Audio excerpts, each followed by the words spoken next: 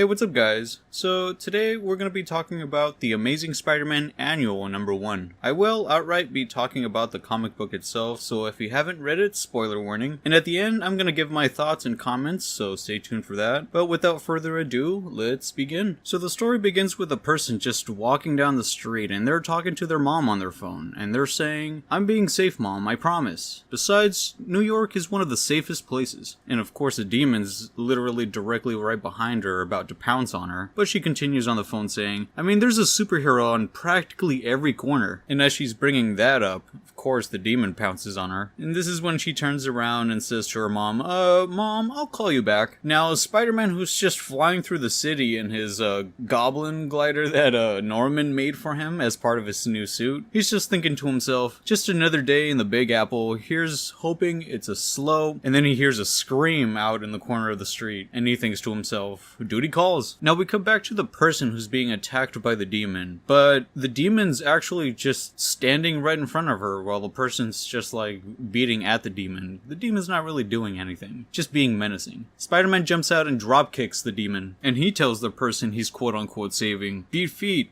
or beat the street, or whatever. Just get out of here. And the person that was being attacked as they're running away says, "I'm moving back to Milwaukee." Personally, I can't relate to that. Like, is Milwaukee supposed to be kind of a boring state? Like, does nothing happen there? But anyways, now that Spider-Man's on the scene, the demon starts acting menacing now. And Spider-Man says, "I don't know if Milwaukee is really an improvement, but what do I know?" The demon does swing at Spider-Man and he jumps out of the way and says, "Hey, too slow, Demon Daddy. Or is it Mommy? I'm not looking to insult you, I just want to stop your shenanigans. I thought everyone was happy with the whole Limbo Embassy agreement. What's the deal? Someone step on your tail or something? Are tails that sensitive? Whatever, please stop all this, or I'll be forced to." The demon flings one of those big trash bins at Spider-Man, but Spider-Man whips it and manages to get it safely stuck on the wall. And Spider-Man says, "Man, you're making a mess." The demon starts making a straight line towards the Limbo Embassy that's now in New York, as was established in the Dark Web storyline, back when Ben Reilly decided to show up and get used by Madeline Pryor. So Spider-Man makes chase, and Spider-Man says, "Get back here and clean this up. What's with this thing? Now I've got to make a citizen's arrest for assault and littering?" Demon's just continuously running and panting, and does get to the Limbo Embassy, runs up the stairs, goes up to the door, and this is when Spider-Man tackles the demon, causing both of them to go through the door. Now, to all the demon guards that are inside of the embassy, to them it just looks like Spider-Man is beating the shit out of just a regular demon doing nothing. So they get involved and try to stop Spider-Man, and he's like, "Hey, wait, this is all a misunderstanding. I was escorting one of your citizens back. No pulling at the costume." Now, the demon that was being chased by Spider-Man tricks the demon that's guarding Ben Reilly's cell to just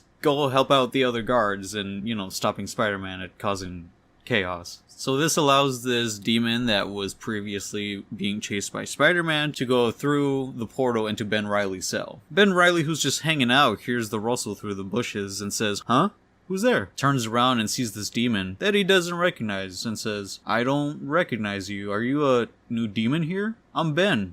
Ben takes off his mask because he sees who this is. And it turns out the demon was actually Hallows Eve, which is Ben Reilly's girlfriend who's just trying to break him out of limbo here. As was established in some issues back in the Dark Web storyline, Ben Reilly's now being imprisoned in the Limbo Embassy for all the crimes he committed against humanity with the horrible Dark Web story arc. But anyways, Hallows Eve tells him, "Nice to meet you, Ben," and jumps in for a kiss. She says, "Save some of that energy for this jailbreak, and later. I've finally got enough money stashed so we won't have to worry about anyone following us. Not even Maddie and her demon freaks." She hands him a ghost-looking mask and says, "Here, put this on." He questions, "You sure it'll work on me?" She affirms, "Oh, I'm sure." Now, for the people that don't know, Hallows Eve has a power where she has multiple masks inside of her bag, and whatever mask she puts on, she is able to get that monster's power. So if she puts on a Frankenstein mask, she just gets like an immense strength. She puts on a werewolf mask, she's a werewolf. And it looks like, I guess if she wants, she can also hand those masks to other people and they also get that same power. As they're trying to break out, they peek out of the cell and they see Spider-Man still distracted with the demons. And as Spider-Man's getting chased, he says, "Aren't exit signs part of the fire code? I'm just trying to get out of this." Not so funhouse. Hallows Eve and Ben Reilly start making their escape and she says, "Come on, get the mask on." Ben questions, "What about you?" She brings out another mask. This one they label it as the shadow mask. Lets you blend into the shadows. She says, "I've got my own." They both put on their mask and begin their escape. We cut over to Madeline Pryor in the same embassy who's just stuck in the office with paperwork. She says, "More paperwork, Glavin?" Referring to a demon who's bringing like a stack of documents for her to just to work on. Glavin, that demon with a stack of papers, says, "I'm afraid so, my queen. There seems to be more mutant asylum refugees that we'd previously prepared for." She sighs and says, "And the natives are getting restless. I know. I guess this is appropriate for the occasion then." Digs into her drawer and brings out a hand that's holding a pen. Yes, it's just a severed hand. The demon Glavin drops the pile of documents in front of her and says, "The restlessness is with both our native demons and the human authorities. The human mayor is seeking an audience with you." Now, for you guys that don't know, at the moment in New York City, Luke Cage is the mayor. Previously, it was Kingpin. But anyways, here with Madeline Pryor, she says, "It really is amazing, the bureaucratic hoops that make you jump through just to help people." She signs her name on the first document and says, "Not a good look, humanity." They hear large amounts of noises outside. Madeline questions to Glavin, "What in Mephisto's hell is going on out there?" Glavin says, "I don't know, Your Highness.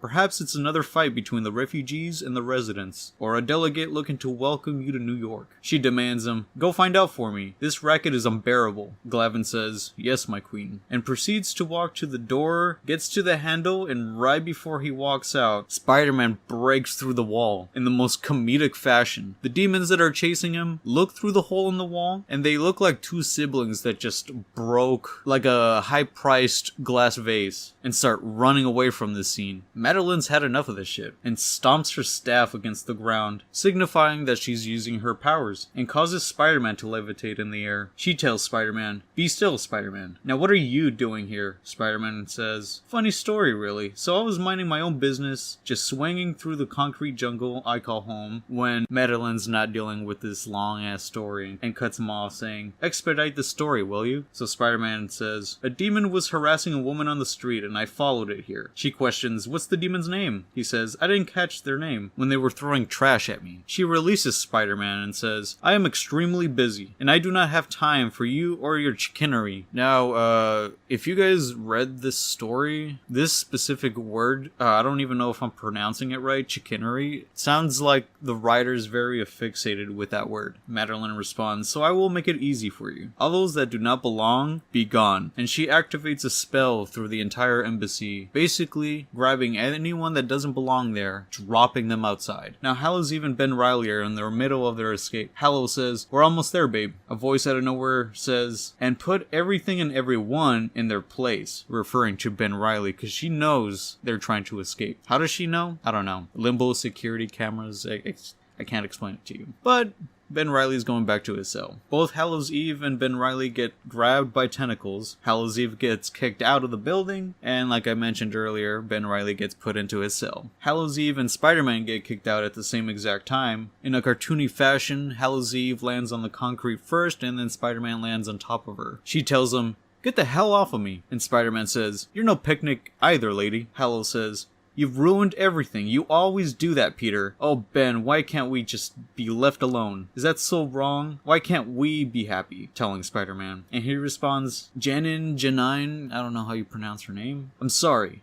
I'm sorry about Ben, about all of it. But you both can't keep doing this.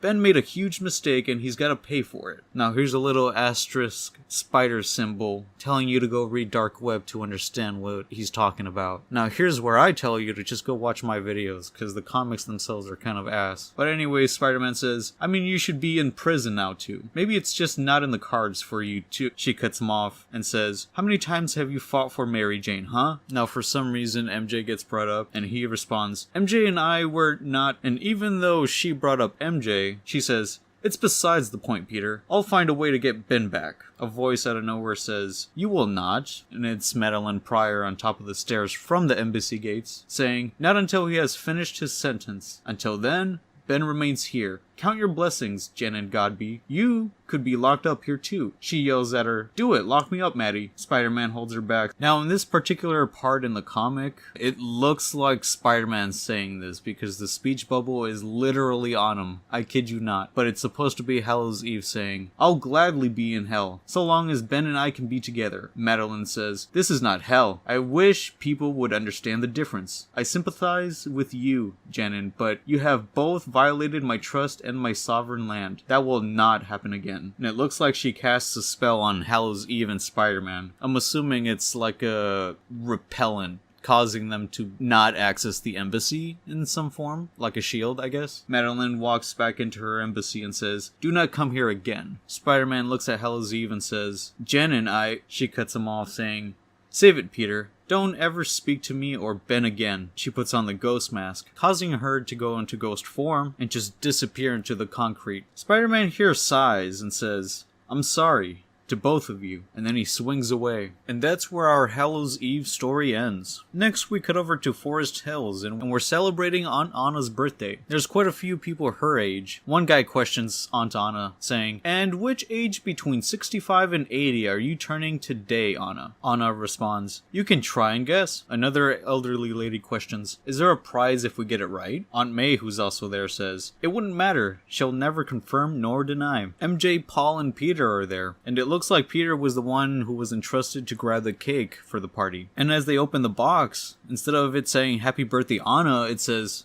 "Happy Earth Day, Hannah." MJ reads this out loud, and Peter notices this, and he says, "It was a small misunderstanding at the bakery." Paul says, "Haven't seen you laughing like this in a while," referring to MJ, who's just laughing her ass off after seeing this. And she says, "Peter's pain is really my gain." Peter responds, "Hey, this is an easy fix." And he starts smudging the cake with his fingers to try to fix it, but it just looks horrible in the end. And Paul, who's just loading the dishes up in the dishwasher with knives facing upward in the most dangerous position, says, "Well, it's not worse." MJ says, "Or, better. Maybe it is worse." Peter runs out saying, "I'll go get another one." MJ walks up to Aunt Anna, who's hanging out with her crowd, and she says, "Peter's going back to the bakery, so it's still going to be a bit of a wait on the cake." "Oh darn, we're just gonna have to keep the party going longer." MJ questions, "Who is this party animal, and what has she done to my Aunt Anna?" Anna hugs her and says, "These days I feel like a completely new woman, thanks to you." And something snaps in Aunt Anna right now, because as she's hugging MJ, she grabs her by the hair and tosses her across the room. Everyone questions if MJ's okay, and sure enough, MJ just says, "I'm fine." Paul looks over at Anna and says, "It's me, Paul, and this is your niece, MJ. We don't want to hurt you." But MJ, who's just a badass, grabs a chair and tries attacking her aunt. Paul questions, "Or maybe just I don't want to hurt you." MJ, who's full on swinging at her aunt, says, "Clam it, Paul." It's like she doesn't even recognize us. Paul questions, "What happened? Did something set her off?" MJ says, "There have been these rumors of people acting out violently because of the mutant drugs. I thought it was impossible, but I don't know what to believe now." And here's another spider asterisk telling us to go see the HELLFIRE Gala. But I didn't read that, so I can't tell y'all what happened. MJ, who's now holding Anna up against the wall using the chair, Aunt May walks up and says, "Anna, whatever this is, we can help you. Just talk to us." Anna manages to break free from MJ, grabs Aunt May, and tosses her over to the kitchen. And remember those knives that Paul was sticking up? Well, now Aunt May is about to go face first into those knives. But luckily Spider-Man shows up and stops this before it gets messy. And Spider-Man says, "I heard the party from down the street. Thought I'd swing on by." Friendly neighborhood Spider-Man shenanigans. MJ tells Paul, "You gotta get everyone to safety." Paul, who's wondering, "What about you?" She says, "I'm an actress, Paul. I'll improvise." Spider-Man, who's now fighting Anna, says, "I'm against punching older ladies as a general rule, but is it okay if they're possessed and trying to murder you?" Anna manages to get a good punch on Spider-Man, causing him to go flying. "I'll take that as a yes," he says. A voice behind Anna says, "Hey, Aunt Anna. I bet you've worked up quite the appetite. Care for a piece of cake?" Shoves some of the cake right in her face, but Anna's not dealing with it and slams MJ against the wall. Spider-Man, who just recovered, tosses a little pebble at her and says, "Hey, Cake Face, over here." trying to get her attention. But Anna's now like this crazy lethal weapon and just somersaults right into Spider-Man trying to kick him and succeeds. The hell? Like, canonically, Aunt Anna literally just defeated Spider-Man. And now that Spider-Man is on the ground, he says, using a spider's webs against him? Rude. I've pictured a lot of possible death scenarios, but never quite factored in a feral. Anna, who seems to have snapped out of this trance, gets knocked unconscious and falls on the ground. Good thing for Spider-Man too, cause he was about to get offed. MJ catches her before she does fall on the ground though, and says, I slipped a couple sleeping pills in the cake. They should keep her sedated for at least a few hours. Oh, so it looks like MJ is the one that defeated her. Spider-Man says, Happy Be-Earth Day, Aunt Anna. Sure was a memorable one. They cut over to Ravencroft Institute, and it looks like they just dropped off Aunt Anna there. One of the workers there is telling them, it's been an absolute madhouse in here lately. Poor choice of words. You wouldn't believe how many of these new patients have the same story as your aunt.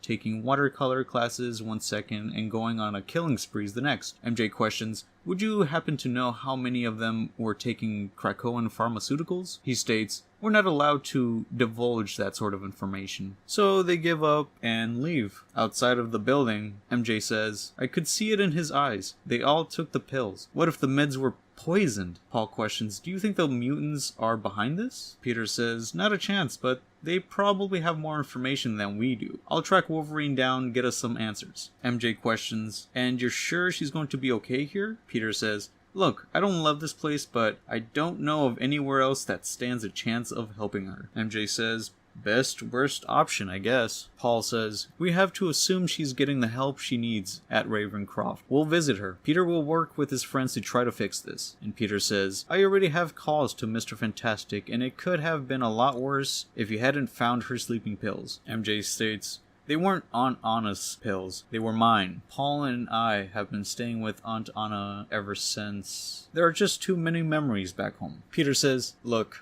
Aunt Anna is going to be okay, and that's me saying it because I believe it. The three of us are going to figure this out. And we finish the story with Aunt Anna sitting in a straitjacket, just completely insane. And a to be continued. And that is it for the Amazing Spider-Man Annual #1. So far, Hallows Eve tries breaking Ben Reilly out of the limbo prison, but of course she doesn't succeed. So Hallows Eve has the power to turn into a demon, and her plan was to get Spider-Man to cause a distraction so that it allows the demon that's holding guard at Ben Reilly's cell to go attack Spider-Man, thus causing her to break Ben Reilly out of that prison because it's unguarded now. But if she has the ability to turn into a demon, why can't she just walk up to that guard and be like, yo fam, I'll release you of your duties, let me take guard now. But I guess we had to get Spider-Man involved in the story in the most easiest way possible. And then we get to the Madeline Pryor segments, where she basically just trashes bureaucracy. That entire segment was honestly kind of dull. So far, up to that point, it has been very dull. There's nothing that really grabs you so far. And then at the end, where Hallows Eve is just going off on Spider-Man because he simply just doesn't let them be, referring to her and Ben Reilly's relationship. Like, dog, y'all caused massive chaos in New York. You send Peter over to Limbo for who knows how long to try to eat this apple, to steal some memories or some bullshit. And you're telling Spider-Man can't just leave you alone? The fuck? And then Spider-Man feels the need to apologize for some reason as she makes her escape in this comic. Honestly, everyone just lets her loose. I don't know, maybe she's just not that big of a problem in this universe. And then that story ends. Incredibly lackluster. Nothing to that story, honestly. And then we get to the section where we're celebrating Aunt Anna's birthday. There's nothing really to this particular section, except for the fact that I love how MJ just tries to beat the shit out of Aunt Anna, and Paul's just standing there trying to calm the situation down, and MJ's just like, shut the fuck up, bitch. We gotta smack grandma. And then there was that part where Paul's just loading up the dishwasher with the dishes, of course, and the knives are just sticking pointy side up. What the heck is this? Mad lad. And now, as we know in the story, this is why Aunt May literally almost loses her life. I don't know, man. Why would you put your knives like that in the dishwasher? Just, Paul, what the fuck? Oh, and I almost forgot the part at the very end, of course, where Spider-Man gets defeated by Aunt Anna. Sure, she's supposedly like drugged up in these Krakoan pills, going insane, probably giving her some crazy super strength, but MJ was able to hold her back with a chair. So I think her taking Spider-Man down, that does not make any sense. But I mean, this guy gets defeated all the time in the most easiest ways possible. It doesn't surprise me. Canonically, Aunt Anna just beat the shit out of a Spider-Man. Like, why did Spider-Man even show up? The heck? I mean, he did save Aunt May, but dude, Aunt May dies like every 5 seconds. It's cool. She'll come back. But anyways, I appreciate you guys for listening and we talk about the Amazing Spider-Man Annual number 1. If you want to hear more things about comic books, specifically maybe Spider-Man, that's mainly what I've been covering, make sure to like and subscribe, and I'll see you guys next time. Peace.